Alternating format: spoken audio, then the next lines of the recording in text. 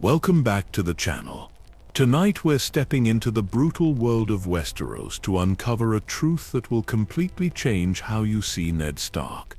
You know him as the honorable hero, the noble lord, the man who always did the right thing.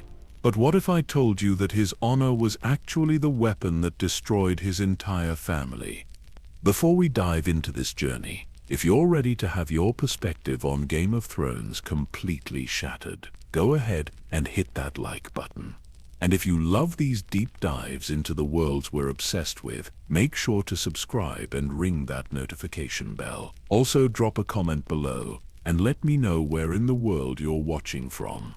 I love seeing our global community come together for these stories. Now, get comfortable. Maybe dim the lights, settle into your favorite spot. Grab a blanket if you need one. Because tonight we're going to trace every decision, every choice, every moment of honor that led to one of the most catastrophic family destructions in fantasy history. Picture this.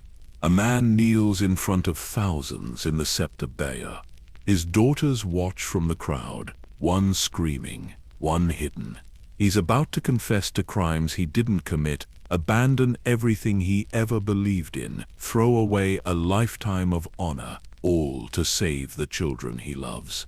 And in mere seconds, the sword that belonged to his ancestors for generations will separate his head from his body. Not because he was honorable, not because he was dishonorable, but because in the Game of Thrones, honor itself was the fatal flaw that made him predictable, exploitable, and ultimately expendable.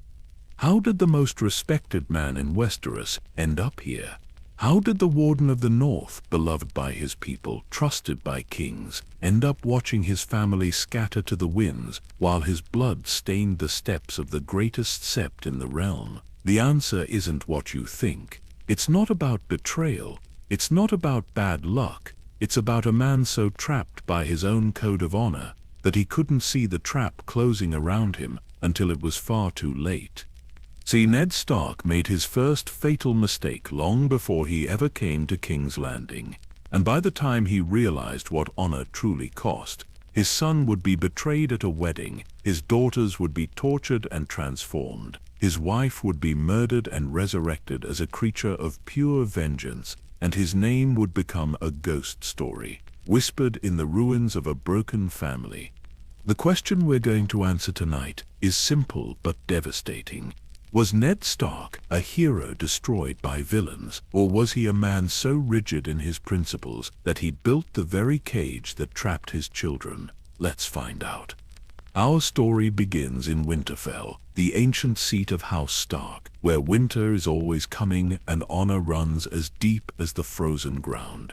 This is the North, a place where men keep their promises, where oaths are sacred, where your word is your bond. It's a harsh land that breeds harsh people, but honest people, people who look you in the eye when they make a deal, people who kneel to their lords not out of fear, but out of respect earned over generations. And at the center of this world stands Ned Stark, Lord of Winterfell, Warden of the North. Ned, as everyone calls him, is a man forged in the fires of Robert's Rebellion, a war fought nearly 2 decades ago, that toppled a mad king and put Ned's best friend Robert Baratheon on the Iron Throne. But that war did more than change the political landscape of Westeros. It fundamentally shaped who Ned Stark became. You see, Ned wasn't raised in Winterfell. He was sent as a boy to the Eyrie, to be fostered by Jon Arryn, the Lord of the Vale. And Jon Arryn was a man who believed in honor above everything else. Every lesson, every teaching, every value instilled in young Ned came down to one simple principle: do the right thing, no matter the cost, tell the truth, keep your promises, protect the innocent, serve justice. And Ned absorbed these lessons like water into stone. They became the foundation of everything he was. When Robert's Rebellion came, when the Mad King murdered his father and brother for daring to demand justice, Ned fought not for power or glory, but because it was right.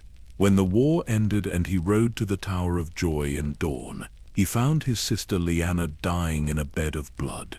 And there, In that tower, Lyanna made him promise something. We don't know the exact words, but we know the result. A baby boy with Targaryen blood, the son of Lyanna and Rhaegar Targaryen, a child who by all rights should be killed if Robert ever discovered his existence. Robert, who hated all Targaryens with a burning passion. Robert, who smiled when he heard about the murder of Rhaegar's infant children. So Ned made a choice. He took the baby, claimed him as his own bastard son, and brought him back to Winterfell. He let the entire realm believe he had broken his marriage vows, that he had dishonored his wife Catelyn, that he had fathered a child with some unknown woman during the war. He let his own wife hate this child, let Jon Snow grow up as a bastard, scorned and reminded every day that he didn't truly belong. Why? Because he made a promise to his dying sister, because his honor demanded he keep that promise. No matter the cost, no matter who got hurt. This is who Ned Stark is. A man who will sacrifice practical happiness and love for abstract principle. Remember this because it's the pattern that will repeat over and over until it destroys everything he holds dear. Now, let's jump forward 17 years. Ned has ruled the North justly and fairly. He has a wife he loves, children he adores, and the respect of every lord and commoner in his territory. His best friend Robert is king, sitting on the Iron Throne far away in King's Landing. Life is good. Life is stable. The war is a memory, and Ned gets to be the father and lord he always wanted to be. Then, on one cold day, a rider comes with news. Jon Arryn is dead. The man who raised Ned, who taught him everything about honor and duty, who served as Robert's hand of the king for 17 years, is suddenly, mysteriously dead. And Robert Baratheon himself is coming to Winterfell. The royal procession arrives like a golden serpent sliding into the honest north. Dozens of carriages, hundreds of guards, silk and gold and southern pomp that feels alien against Winterfell's grey stones.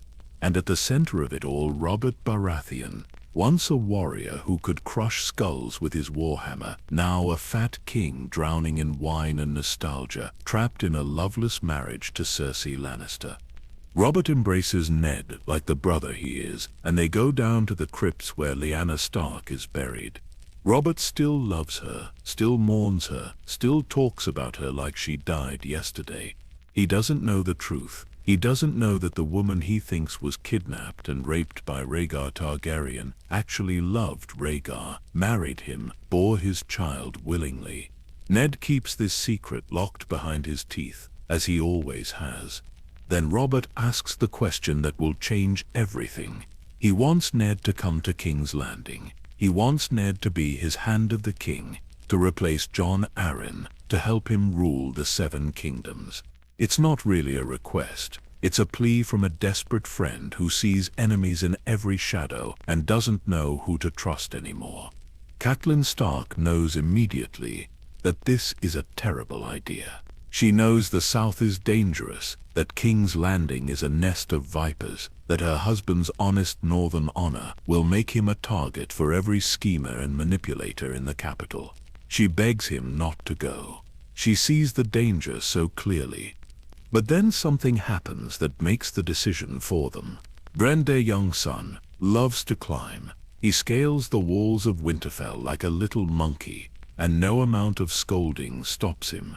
On this day, he climbs up the side of an abandoned tower, and through a window, he sees something he was never meant to see. Queen Cersei Lannister and her twin brother Jaime, the Kingslayer, locked in an intimate embrace, brother and sister, committing incest.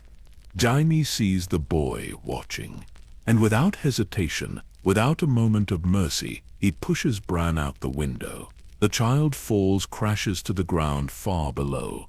By all rights, he should be dead, but somehow, impossibly, he survives. He falls into a deep coma, hovering between life and death. Now Ned has no choice. Jon Arryn's death suddenly looks much more sinister. What if the old man was murdered? What if there's a conspiracy? What if Robert is in danger?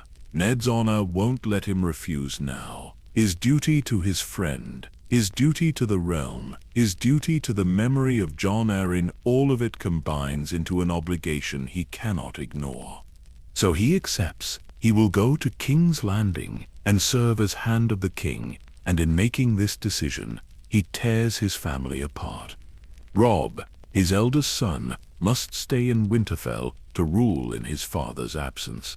Jon Snow, the boy Ned has protected all these years, chooses to go to the Wall and join the Night's Watch. It's a way out, a way to find honor and purpose despite being a bastard. Ned wants to tell him the truth, wants to explain everything, but his promise to Lyanna keeps him silent, so Jon leaves, believing he's the shameful product of his father's only moment of dishonor.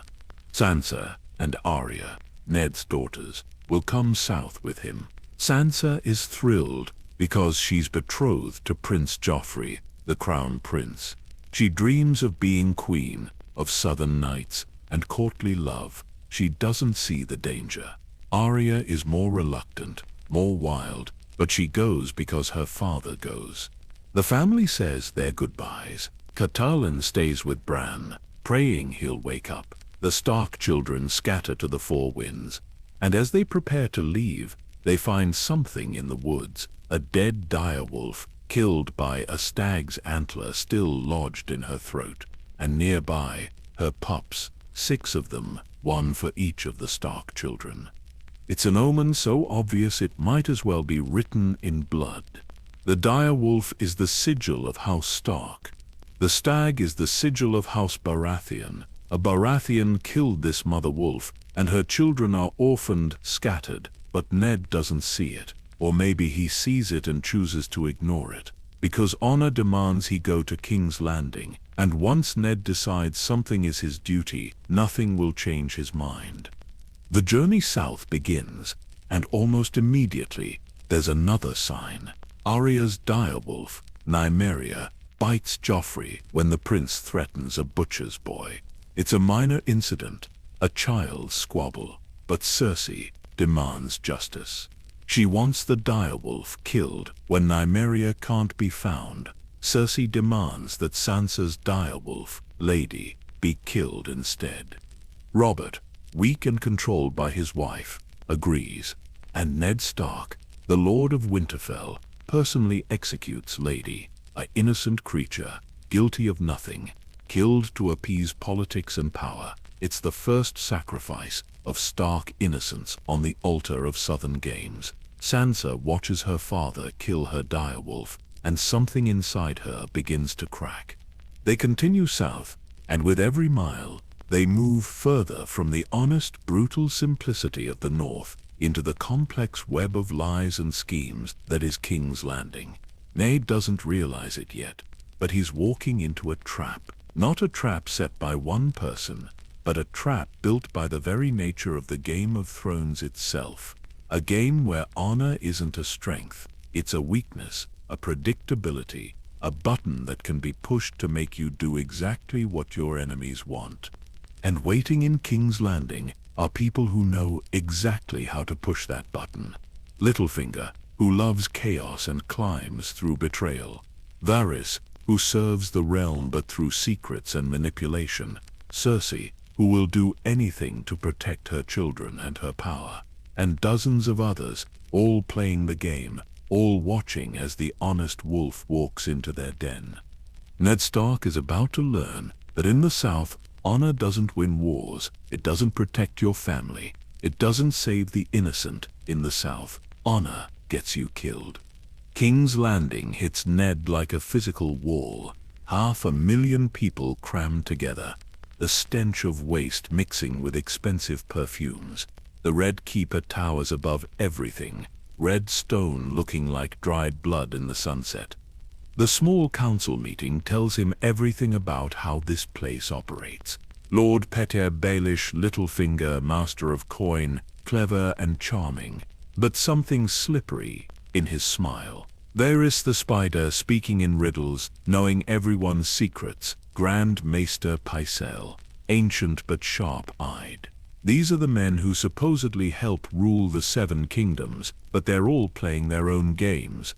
Robert has become a stranger. The warrior Ned fought beside is now a bloated king who drinks himself into oblivion every night. His marriage to Cersei is a cold war. The crown is bankrupt, and Robert would rather hunt than rule. Ned tries to investigate Jon Arryn's death, but Robert waves it away. The old man got sick. Move on. But something feels wrong. Jon Arryn was healthy, then suddenly dead. Ned starts asking questions quietly. He learns that Jon Arryn had been acting strangely before his death, reading old books about lineages, visiting places he'd never cared about before, asking about Robert's bastards, children the king had sired across the realm. One name keeps appearing, Gendry, a blacksmith's apprentice. Jon Arryn had visited this boy multiple times. Ned goes to see him. The boy is maybe 13, strong and tall. When Gendry looks up, Ned sees young Robert, the same eyes, same jaw, same thick black hair. Black hair. The realization forms slowly. Ned borrows the book Jon Arryn had been reading, the lineages and histories of the great houses of the Seven Kingdoms. Page after page of family trees. He forces himself through the tedium. Then he sees it. Every time a Baratheon married into another house, the children always had Baratheon features: black hair, blue eyes, strong build.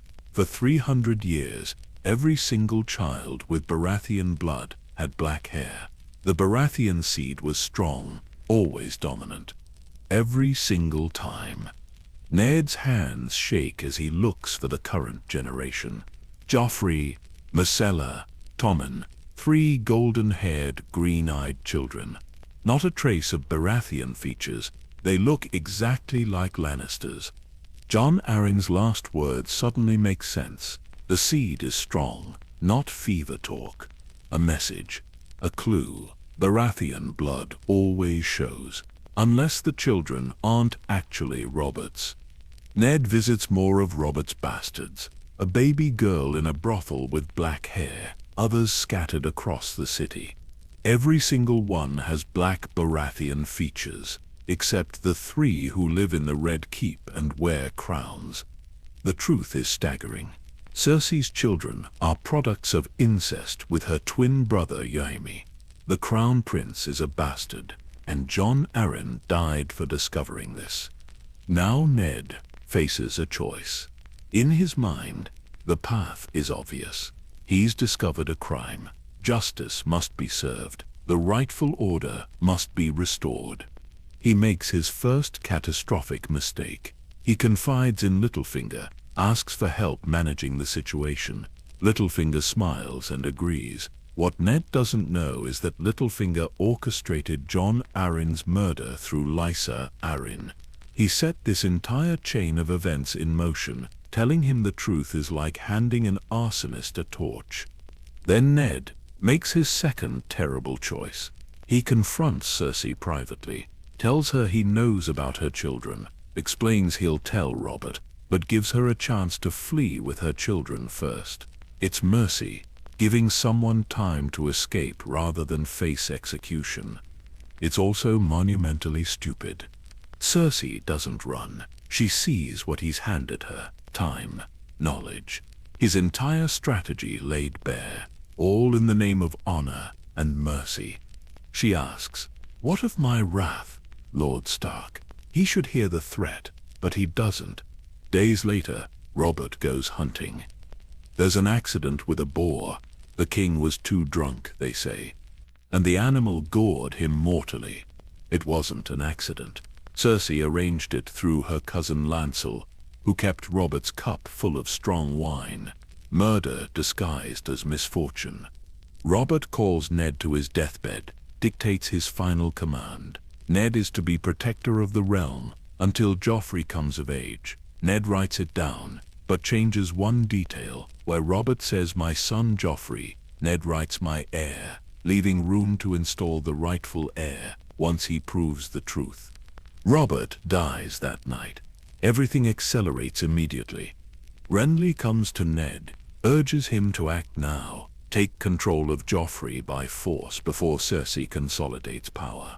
It's the practical move. Ned refuses. Capturing children in the night is dishonorable. He'll do this the right way, the legal way, the honorable way. Renly tries again, offers 100 swords. The small council will follow strength. But Ned has Robert's written command, has the truth, has right on his side. That should be enough. Renly leaves. Ned has just refused his last chance at survival because it conflicted with honor. Ned still needs the city watch. Littlefinger controls the crown's money. Ned asks him to bribe the gold cloaks, secure their loyalty. Littlefinger agrees. Trust him. The next day, Ned walks into the throne room. Cersei has already seated Joffrey on the Iron Throne. Ned presents Robert's paper naming him protector. Cersei tears it to pieces. "Is this your shield, Lord Stark?" Ned calls for the City Watch to arrest her. The gold cloaks draw swords, but they point them at Ned's men, not Cersei. His guards are cut down. Ned is seized, feels a knife at his throat. Littlefinger holds the blade. "I did warn you not to trust me." Everything collapses. His honor made him predictable. His mercy gave enemies time. His trust became a weapon against him. Meanwhile, Catelyn has arrested Tyrion Lannister based on Littlefinger's lie about the dagger. Tywin Lannister responds by unleashing his armies on the Riverlands. Villages burn, small folk die. The Seven Kingdoms slide toward war. Not because of grand politics, because of lies and an honorable woman's faith in an old friend's word. The Ned sits in a cell beneath the Red Keep. He wanted justice and truth. Instead, his choices ignited a war. His investigation got him arrested. His mercy enabled Robert's murder. His trust got his men killed. Every time he chose honor over pragmatism, he built another bar in the cage that now holds him. Sitting in that black cell beneath the Red Keep, Ned has time to think, time to remember. And if he's honest with himself, he must see the pattern that's haunted his family for generations. This isn't the first time a Stark came to King's Landing seeking justice and ended up in chains. 20 years earlier, his father Rickard Stark and brother Brandon made the same journey. Brandon was engaged to Catelyn, then riding south for his wedding, when news reached him that Rhaegar Targaryen had supposedly kidnapped Lyanna. Brandon rode straight to King's Landing in fury, stood outside the Red Keep and shouted for Rhaegar to come out and die. That was honor talking. That was Stark righteousness demanding justice. The Mad King Aerys arrested Brandon for threatening the Crown Prince. Then he summoned Rickard Stark to court to answer for his son's crimes.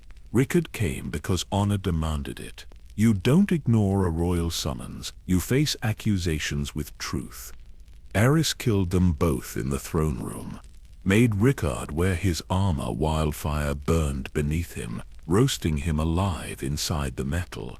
Forced Brandon to watch, a noose around his neck attached to a device. The more Brandon struggled to save his father, the tighter the noose became. He strangled himself trying to reach a sword, placed just out of reach. The Starks demanded justice, and died for it. Their honor became the weapon that killed them.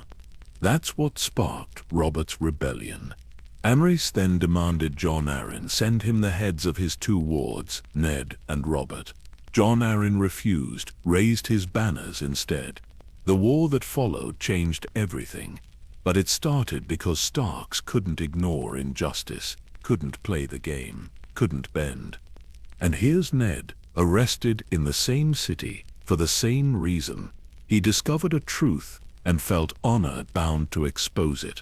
Different king, different crime, same result. The pattern repeats because Starks never learn. But there's another pattern here. One even more damning. The Tower of Joy haunts everything. After Robert's rebellion ended, Ned rode to Dawn with 6 companions. They found 3 Kingsguard protecting a tower, the best knights in the realm, sworn to defend the royal family. And they were here instead of at the Trident where Rhaegar died, or King's Landing where Aerys was murdered. Because Lyanna was inside, and she wasn't a prisoner. She'd married Rhaegar in secret, borne him a son, and these knights were protecting that child.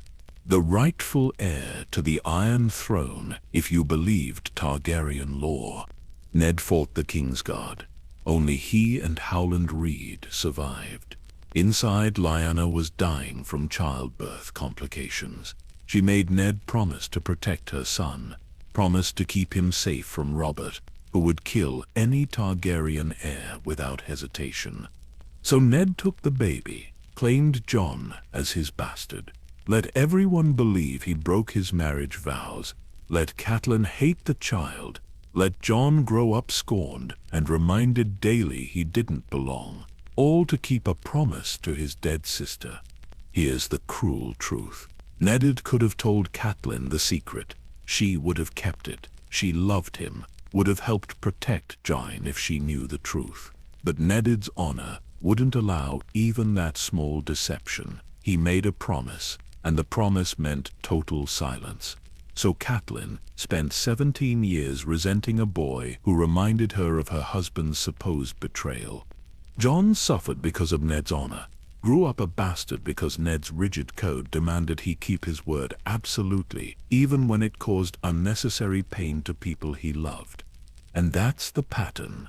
Ned always chooses abstract principle over practical love, always chooses oath over person, always chooses what feels honorable over what would actually help.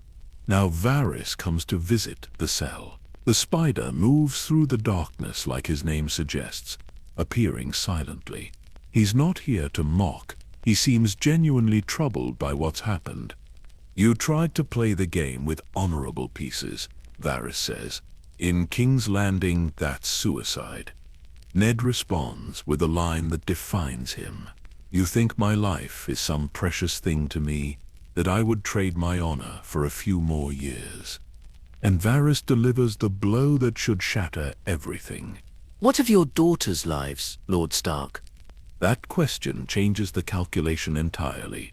Ned's honor might accept his own death, but his daughters are hostages now. Sansa is imprisoned in the Red Keep, kept as a political tool. She watched her father's guards die in the throne room. She's alone, terrified, surrounded by people who smile while planning cruelty. Joffrey is already showing his true nature, sadistic and petty. The boy enjoys causing pain. Arya is missing somewhere in the city. Ned doesn't even know if she's alive. She ran when the Gold Cloaks attacked, disappeared into King's Landing's nightmare streets. A young girl alone in a city of predators. Meanwhile, news from the north gets worse. Robb has called the banners. The northern lords are marching south to rescue Ned. Catelyn is with them, and she's also reached out to her family. House Tully of the Riverlands is mobilizing. The Lannisters are already at war with them, burning and killing.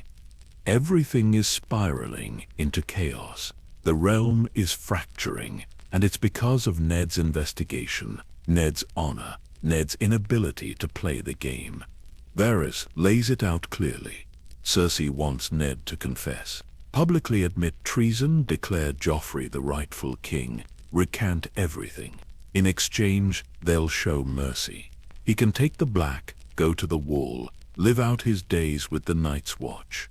It's a lie, probably, but even if it's true, it means abandoning everything Ned believes. It means calling himself a traitor. It means legitimizing Joffrey's claim. It means his honor dies, even if his body lives. But what choice does he have? If he refuses, they'll kill him, and might kill his daughters too. Robb will keep marching south. More people will die. The war will consume everything. Ned sits in darkness wrestling with this impossible choice.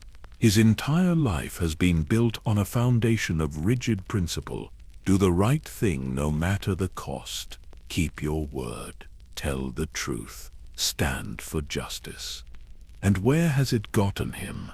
His best friend dead, possibly murdered, his daughters hostages, his son marching toward war, the realm bleeding, all because he couldn't adapt, couldn't compromise, couldn't see that sometimes the honorable choice causes more harm than good. The irony is crushing. Ned kept Jon's true parentage secret for 17 years. That was a lie, a massive deception that went against everything he claimed to value. He did it for love, to protect Lyanna's son. He proved he could bend his precious honor when it mattered to him personally. But when it came to Cersei's children, when it came to the succession, when it came to playing politics in King's Landing, suddenly honor was unbendable. Suddenly the truth had to come out, no matter who got hurt. Why? Because Jon was family, and Joffrey wasn't. Because a promise to his sister mattered more than the lives of thousands who would die in the coming war. The double standard is glaring. Ned's honor was always selective, always self-serving in ways he refused to acknowledge. He lied when it suited him, when the person he was protecting was someone he loved, but he couldn't extend that same pragmatic mercy to the realm itself. And now everyone pays the price. The North is marching. The Riverlands are burning. Stannis Baratheon and Renly Baratheon are both preparing to claim the throne. The realm is about to tear itself apart in the War of the Five Kings. All of this, every death that's coming, traces back to Ned's investigation and his refusal to handle it pragmatically. He could have kept the secret about Joffrey, could have managed the succession quietly after Robert's death, could have prevented the war entirely. But honor demanded he expose the truth. Honor demanded he confront Cersei. Honor demanded he trust Littlefinger and refuse Renly's pragmatic solution. Honor demanded catastrophe, and Ned Stark delivered it. His children will spend years trying to survive the consequences. Sansa will be abused and tortured, forced to watch horrors, shaped into someone who learned that honor gets you killed and lies keep you breathing. Arya will become a child assassin, learning murder as a survival skill. Bran will fall again, this time into magic and visions that strip away his humanity. Rickon will die young. Robb will make his father's mistakes and die at the Red Wedding, betrayed because he too chose honor over pragmatism. Only Jon will eventually succeed, and only because he learns the lesson Ned never did. Honor matters, but survival matters more. You can't help anyone if you're dead. Sometimes you have to compromise, have to play the game, have to accept that purity of principle is a luxury the world doesn't allow. But Ned will never learn that lesson. He's too old, too set in his ways, too defined by the code Jon Arryn beat into him as a boy. So he sits in his cell and faces the choice between honor and family, between dying with clean hands and living with blood on them. And slowly, painfully, he realizes there's only one choice he can make. Not because it's honorable, but because it's necessary. His daughters need him to bend. The realm needs him to stop the war before it consumes everything. For the first time in his life, Eddard Stark prepares to choose pragmatism over honor. He'll confess to crimes he didn't commit. He'll call himself a traitor. He'll legitimize a bastard's claim to the throne. He'll do all of this to save his daughters, to stop the bleeding, to end what his honor started. The question is whether it's too late, whether Cersei will keep her word, whether confessing will actually save anyone or just add humiliation to his death. Ned doesn't know. He can't know. All he knows is that his honor has already destroyed so much. Maybe abandoning it can salvage something from the wreckage. Let's step back and see the full picture of how Ned was played. Because this wasn't random bad luck. This wasn't just being in the wrong place at the wrong time. Every single person in King's Landing saw Ned coming from miles away. His honor was a giant target painted on his back, and they all took aim. Start with Littlefinger. Peter Baelish is perhaps the most dangerous man in Westeros, not because he's strong or rich or noble, but because he understands human nature perfectly. He knows how to read people, how to manipulate their desires and fears, how to make them dance to his tune while thinking they're making their own choices. And he read Ned Stark like a children's book. Littlefinger knew Ned would investigate Jon Arryn's death because honorable men seek truth. He knew Ned would confide in people he thought were allies because honorable men trust.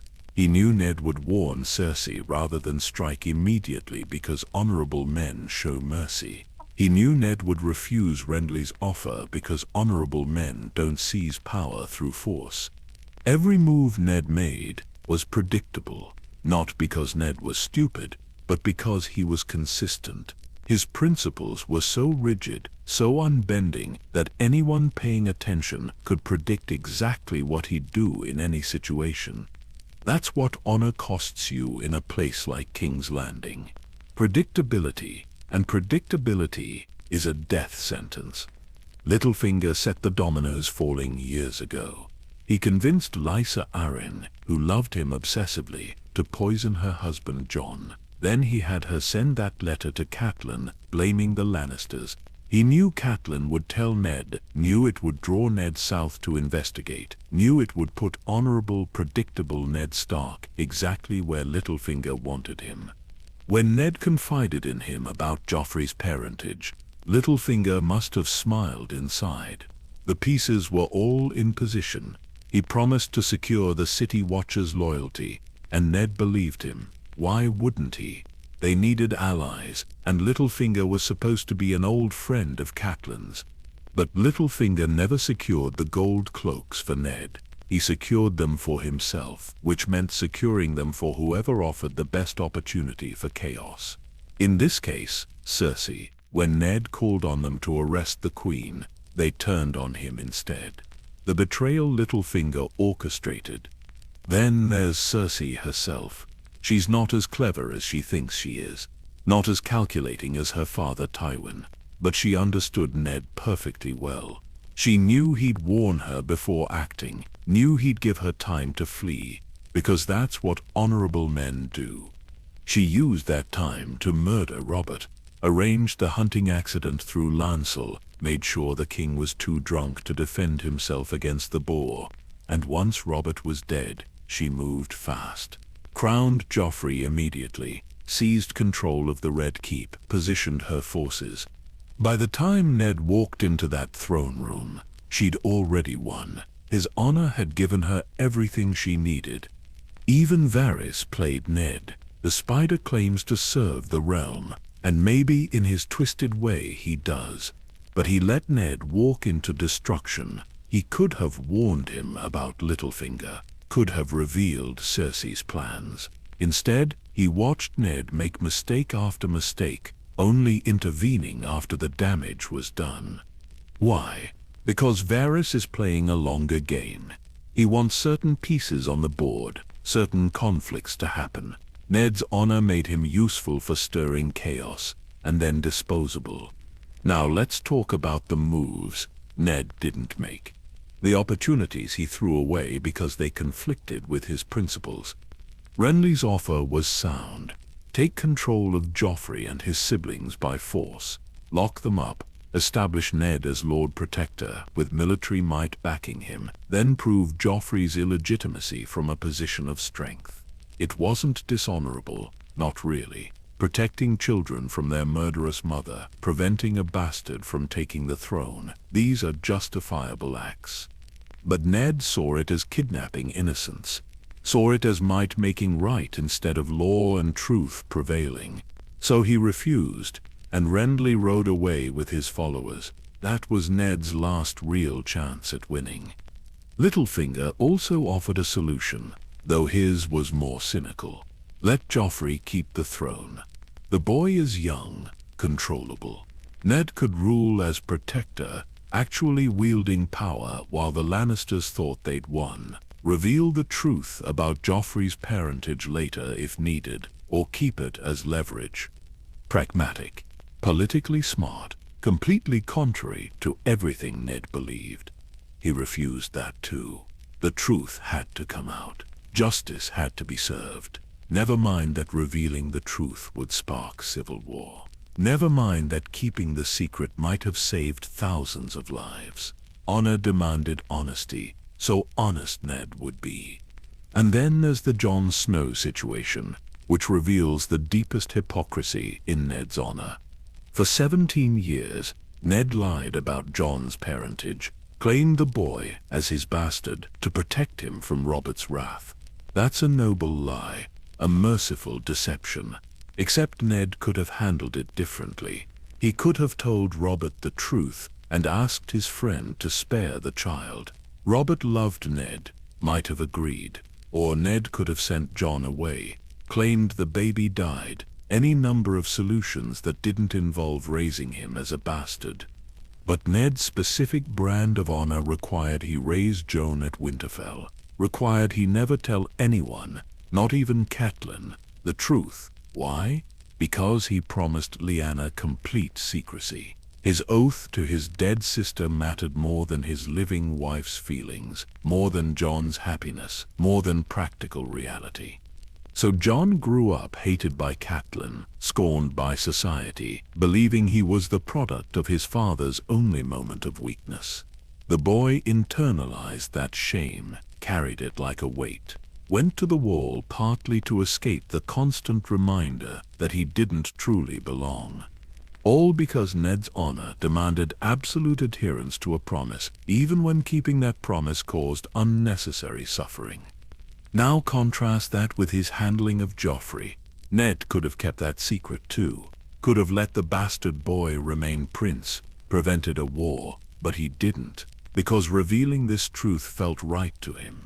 The situation demanded honesty, even though honesty would kill thousands. Do you see the inconsistency? Ned lied when it protected someone he personally cared about. He told the truth when it served his sense of abstract justice, even though truth-telling would cause mass death. His honor was always selective, always bent to protect family, but remained rigid for everything else. He just never acknowledged that hypocrisy, never examined his own contradictions. And his children are paying the price for his failures right now. Robb is marching south with 20,000 men. The boy is 17, never been in a real battle, suddenly responsible for the lives of every northern soldier. He's trying to be his father, trying to make honorable choices, but he's marching into a war that didn't need to happen, fighting to rescue a father who created this mess.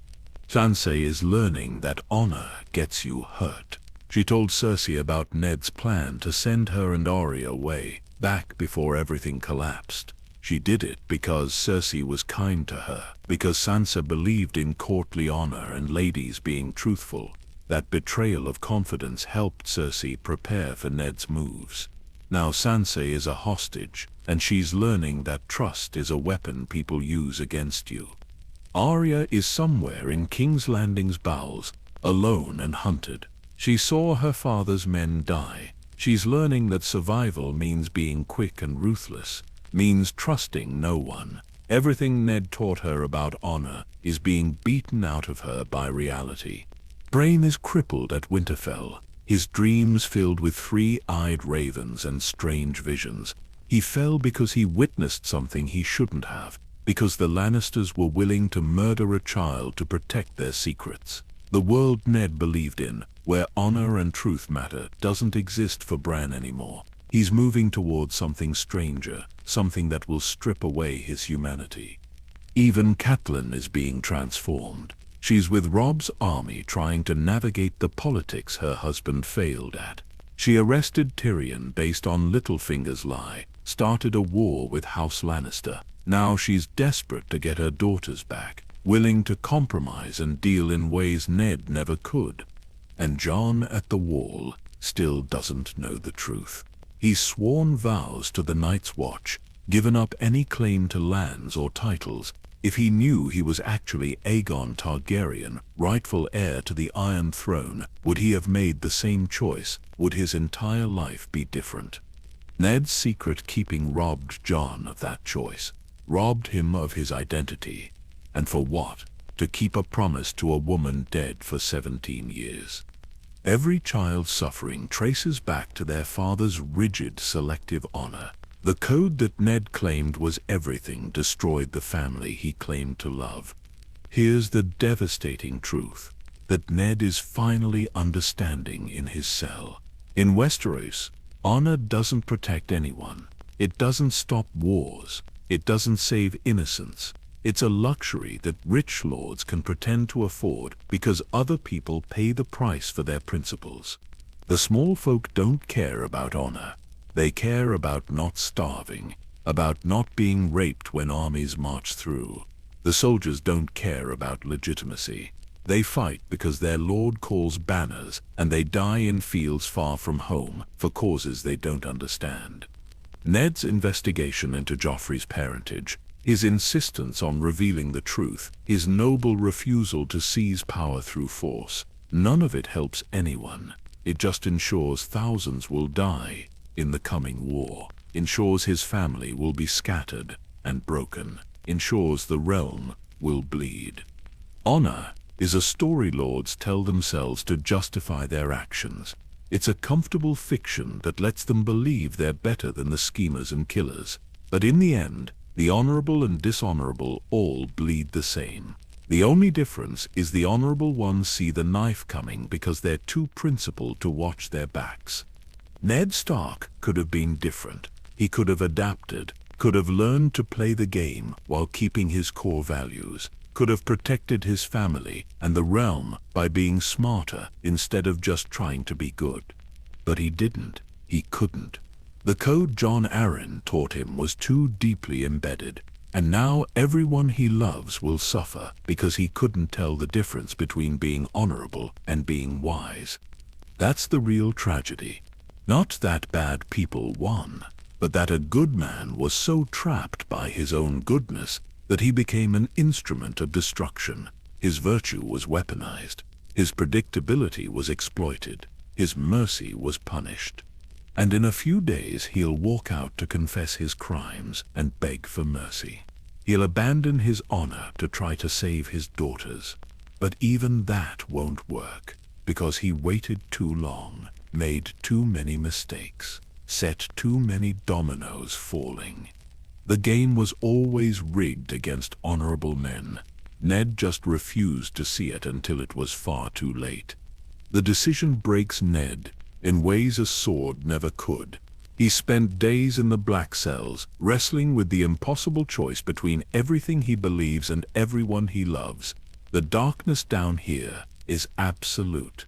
No windows, no natural light, just stone and dampness and the weight of the Red Keep pressing down from above. Varys visits again, moving through shadows like water. He brings no comfort, just cold political reality. Cersei is willing to deal. Confess publicly, declare yourself a traitor, acknowledge Joffrey as the rightful king. In exchange, mercy. You take the black, go to the wall, live out your days with the Night's Watch. Your daughters will be cared for. It's probably a lie. Ned knows Cersei well enough by now to understand she doesn't forgive, doesn't forget. But what choice does he have? Refuse, and they'll execute him anyway. Sansa remains a hostage. Arya is still missing, and Robb keeps marching south with an army. More people die. The war expands. Everything gets worse. Confess, and maybe, just maybe, something can be salvaged. Maybe his daughters survive. Maybe the war can be stopped before it consumes the entire realm. Maybe his death, even a dishonored death, can mean something. The internal conflict tears at him. Everything Ned has ever been is built on the foundation of honor.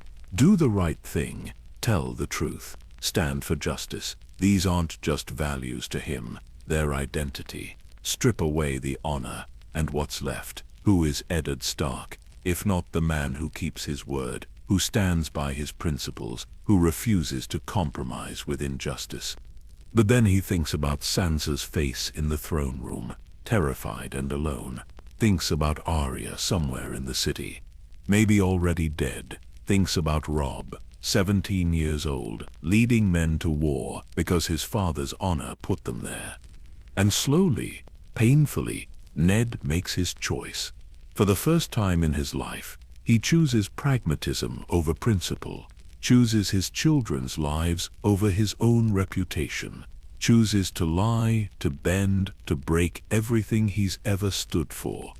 If this is what saves them, then so be it.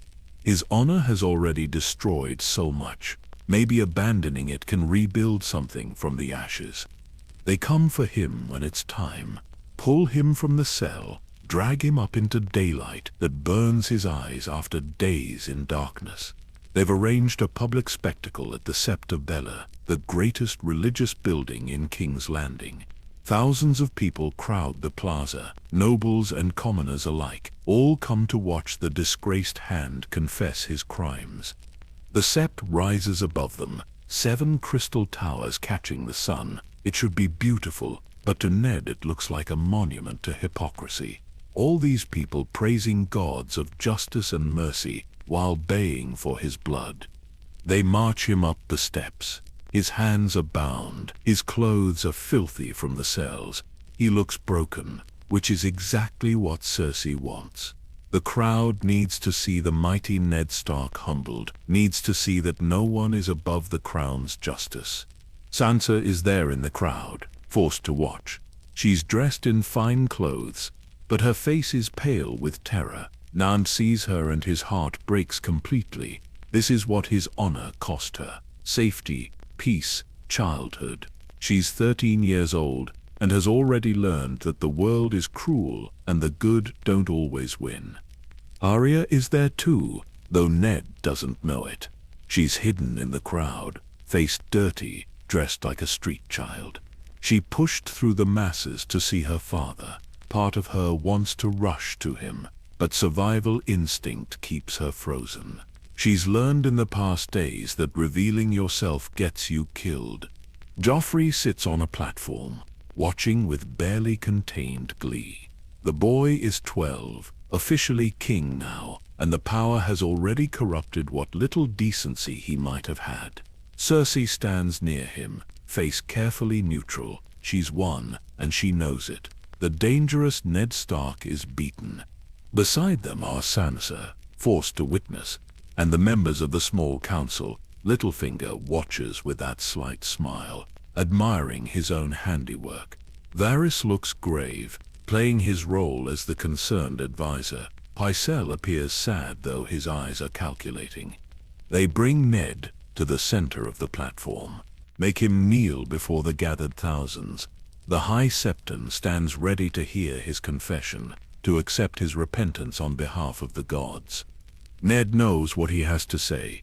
The words taste like poison, but he forces them out. He confesses to treason, claims he conspired to seize the throne, to steal Joffrey's crown, to betray King Robert. Every word is a lie, and everyone on that platform knows it, but the fiction must be maintained. Justice must appear to be served. He declares Joffrey the rightful king, acknowledges his crime in questioning the boy's legitimacy, begs for mercy from the crown. He supposedly betrayed.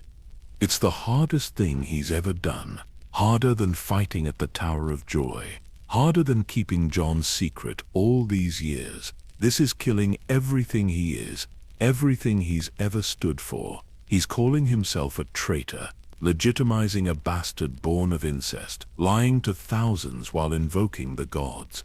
But he does it for Sansa, for Arya, for some slim hope that this sacrifice means something. The crowd reacts with mixed emotions. Some jeer, hating him for the betrayal. Some look uncomfortable, sensing something wrong in this spectacle. But most just watch, fascinated by the fall of a great lord. Joffrey stands to pronounce judgment. Everyone expects mercy now. The deal was clear. Confession in exchange for taking the black. Even Cersei expects this. She's already won, no need to make Ned a martyr by killing him. But Joffrey is 12 years old and drunk on power and inherently cruel. He sees an opportunity to show strength, to prove he's a decisive king, and maybe he's also just eager to see someone die. "Bring me his head," Joffrey says. The plaza goes silent. Cersei's face flashes shock. She turns to her son, starts to object.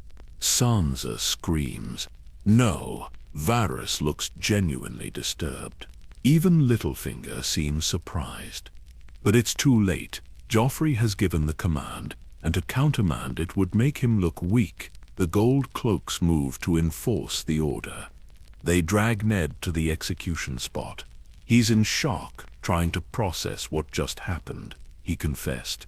He abandoned everything, and they're killing him anyway. The deal was a lie. All of it was for nothing.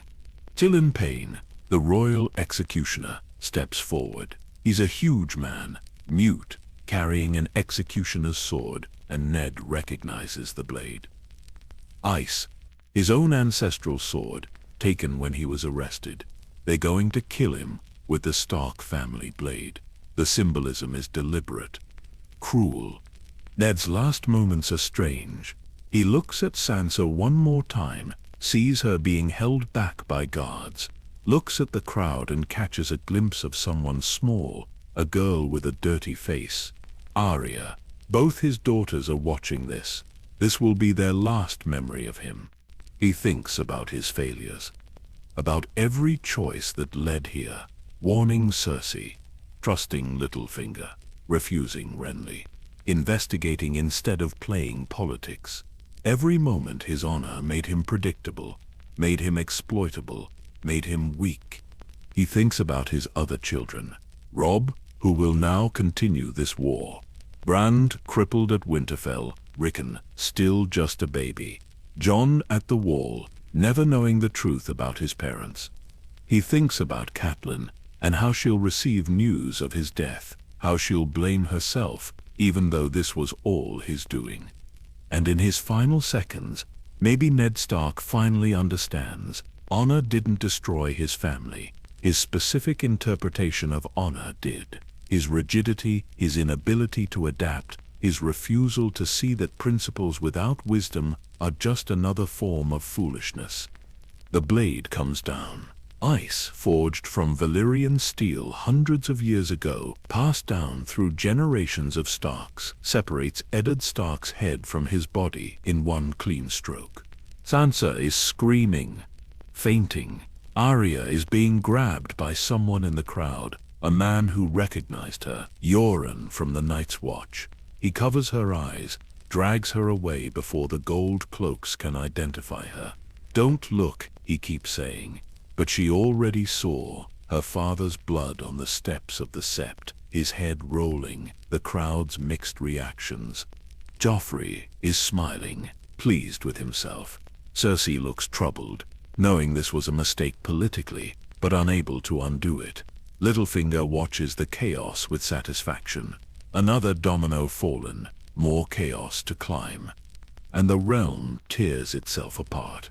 News of Ned's execution spreads like wildfire. Robb Stark, who might have negotiated peace, now swears vengeance. The Northern Lords crown him king in the north. The War of the Five Kings truly begins. Stannis Baratheon and Renly Baratheon both claim the throne. The Lannisters prepare for war on multiple fronts. Thousands will die in the coming years. Castles will burn. Small folk will starve. Entire houses will be wiped out. All because Ned Stark couldn't adapt, couldn't compromise, couldn't see that honor without wisdom is just suicide with better publicity. His daughters survive, but they're transformed by trauma. Sansa becomes a player of the game, learning to lie and manipulate to stay alive.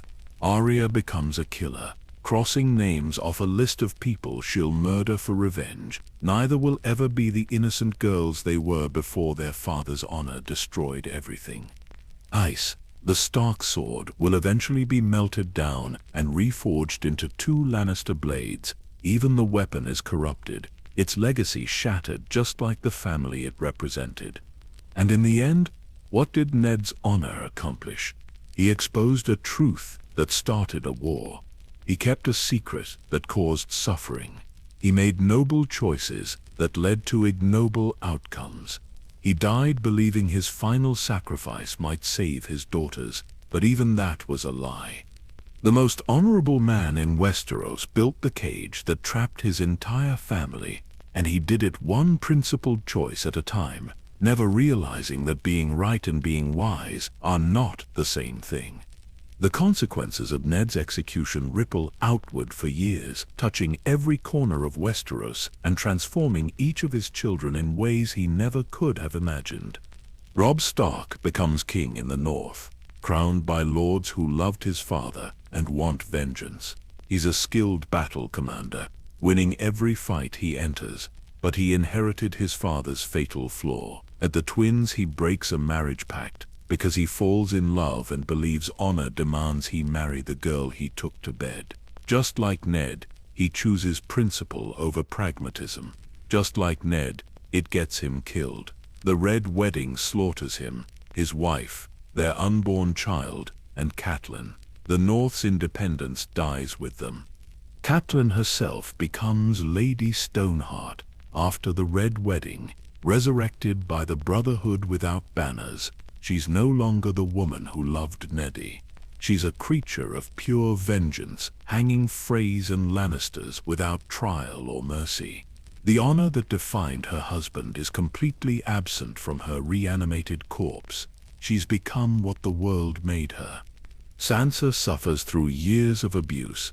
Joffrey torments her, forcing her to look at her father's head on a spike. Littlefinger manipulates her, using her as a pawn in his schemes. The Boltons torture her after she's married to Ramsay. But through it all, she learns. She watches how the game is played. She studies Cersei's ruthlessness, Littlefinger's cunning, Margaery's charm. By the time she reclaims Winterfell, she's become a player who would terrify her father. She feeds Ramsay to his own hounds, executes Littlefinger after outmaneuvering him, and rules the North with cold pragmatism.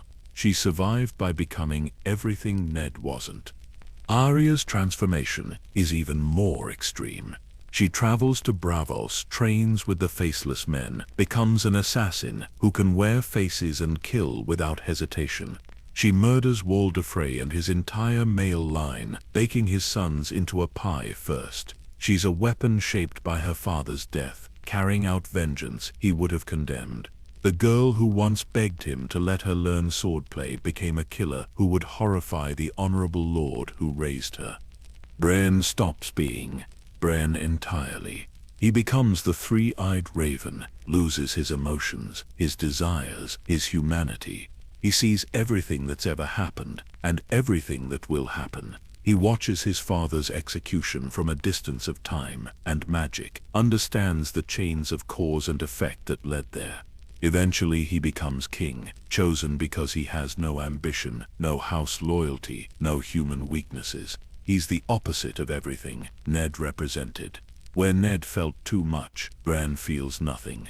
Where Ned acted on principle, Bran simply observes. He's what happens when honor is stripped away completely, leaving only cold knowledge. Rickon dies young, killed by Ramsay Bolton's arrow while running toward Jon. He never had a chance to become anything, caught in the chaos Ned's choices created. And Jon Snow dies and comes back, stabbed by his Night's Watch brothers because he made choices they saw as betraying their oaths. He's resurrected, fights the army of the dead, discovers he's actually Aegon Targaryen. The secret Ned kept his entire life finally comes out, but far too late to matter the way it might have. Jon struggles constantly between honor and pragmatism, between duty and love. He eventually kills Daenerys Targaryen to prevent her from burning the world, choosing the realm over love. It's the most Ned Stark thing possible, and it costs him everything he wanted. He's exiled beyond the wall, alone, punished for doing the right thing. Every single Stark child survives only by learning the lesson their father never did. You cannot be rigidly honorable in a world that rewards flexibility. You cannot announce your plans to your enemies. You cannot trust that doing the right thing will be rewarded. The world is brutal and unfair, and surviving it requires adapting. The ones who tried to be like Ned died. Robb fell because he chose honor over strategy. Catelyn died trying to save her son. Rickon was too young and innocent to protect himself. The ones who survived became hard, calculating, willing to deceive and manipulate and kill. They became players of the game their father refused to play. And here's the deepest irony. Ned's secret about Jon eventually helps save the realm. Jon's Targaryen blood allows him to ride a dragon, to unite with Daenerys, to fight the Night King. The lie Ned told, the promise he kept for 17 years, the one time he chose pragmatism over full honesty, that's what mattered in the end. Not his investigation into Joffrey's parentage, not his noble refusal to seize power, not his public confession. The one truly important thing Ned did was the thing that contradicted his supposed values. The secret he kept saved the world. The truths he revealed started wars. If Ned had been wiser, if he'd understood that honor without flexibility is just another word for rigidity, he could have changed everything. He could have kept the secret about Joffrey, prevented the War of the Five Kings, saved tens of thousands of lives. He could have revealed Jon's parentage when it mattered, changed the political landscape, given his nephew the choice to claim his birthright. Instead, he did everything backward. Kept the secret that should have been told, told the truth that should have been kept. His selective application of honor destroyed more than any villain's scheming. The realm remembers Ned Stark fondly. Songs are sung about his honor, his nobility, his refusal to compromise his principles. The North especially reveres his memory. The North remembers becomes a rallying cry, a promise that Ned's death will be avenged. But what are they remembering? A good man, certainly. A loving father, absolutely. But also a man whose inflexibility caused catastrophic suffering. A man who loved his children, but couldn't protect them because he was too busy protecting his reputation. A man who valued abstract principle over practical love. The Stark words are winter is coming. A warning that hard times are ahead, that you must prepare, that survival requires pragmatism. Ned somehow never applied his house words to his own life. He acted like summer would last forever, like honor would be enough, like the truth would set everyone free. Winter came, and it killed him, and it scattered his family across the realm, transforming them into people he wouldn't recognize. There's a scene in Winterfell's Godswood, years after everything, after the wars and deaths and resurrections. The weirwood tree with its red leaves and carved face stands eternal. Ned prayed there often, seeking guidance from the old gods. His children returned to it at various points, seeking connection to their father's memory. But they're not praying for guidance on being honorable. They're remembering what they lost when Ned's honor killed him. They're grateful for the lessons he taught about right and wrong, but they've learned to balance those lessons with survival instinct. They've learned that sometimes you lie to protect people you love. Sometimes you kill your enemies before they kill you. Sometimes you play the game because refusing to play just means you lose by default. The Godswood stands peaceful and eternal. Snow falls gently through the branches. The pool reflects the sky. It's beautiful and serene, a place out of time. And that's fitting, because honor is out of time too. It belongs to songs and stories, to an idealized past that never really existed. In the real world, in the mud and blood of Westeros, honor is a luxury that gets people killed. Ned Stark was a good man in a world that punishes goodness. He was principled in a realm that rewards flexibility. He was honest in a capital built on lies. And his tragedy isn't that he died. His tragedy is that he never understood why his virtues became vices, why doing right led to wrong outcomes. why loving his family meant he should have been willing to bend his precious honor to actually protect them. The story of Ned Stark isn't really about honor at all. It's about the difference between being good and being wise, about the gap between intentions and consequences, about how the things we think define us can become the weapons that destroy us. His children survived by learning this lesson, by becoming flexible where he was rigid, by playing the game he refused to acknowledge, by understanding that in the Game of Thrones you win or you die, and dying honorably is still dying. The Iron Throne is eventually destroyed.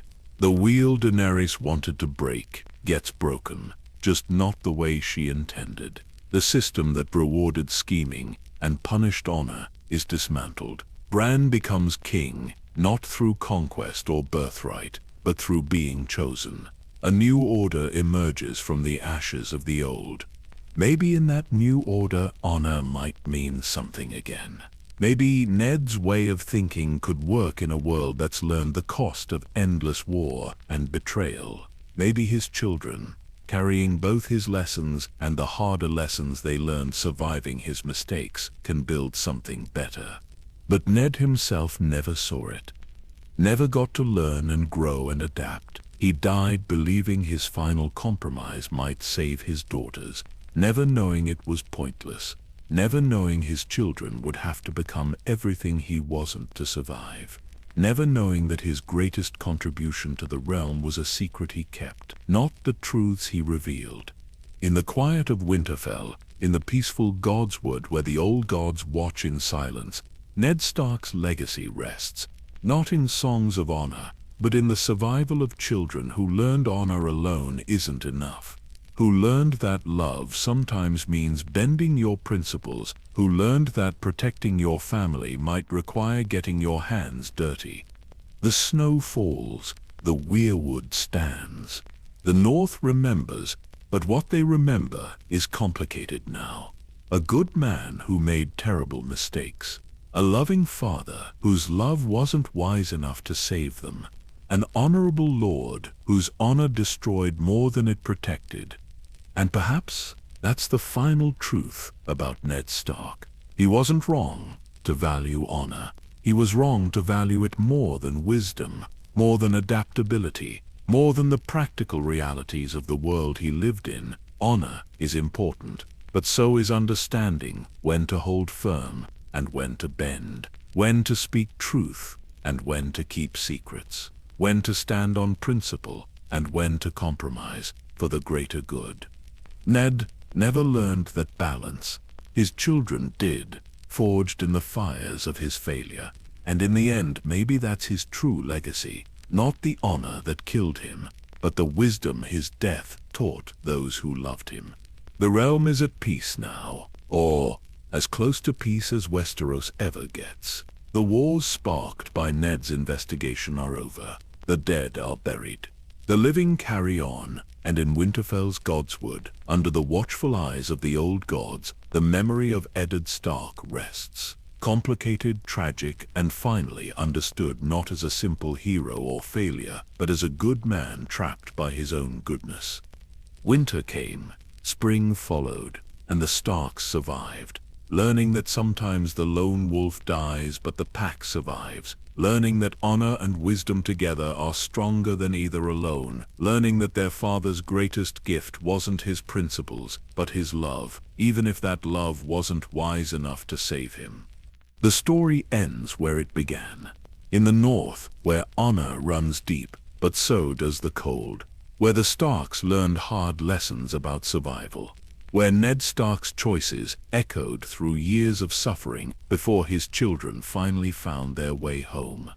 And if you found this deep dive into Ned Stark's tragic honor compelling, consider subscribing to the channel.